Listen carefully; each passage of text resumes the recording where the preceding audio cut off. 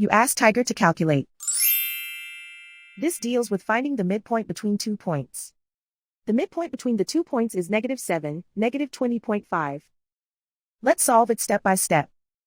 Plot the 2 points and calculate the midpoint using the formula. The coordinates of point 1 are x1 equals -77, y1 equals 14. The coordinates of point 2 are x2 equals 63, y2 equals -55. PM represents the midpoint of the 2 points.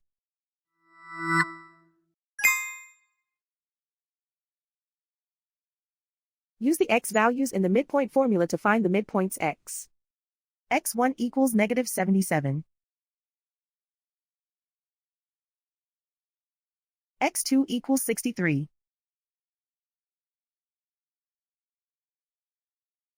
Simplify the arithmetic.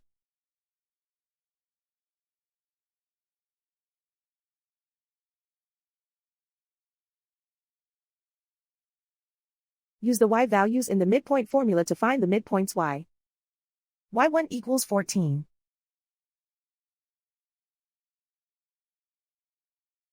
y2 equals -55. Simplify the arithmetic.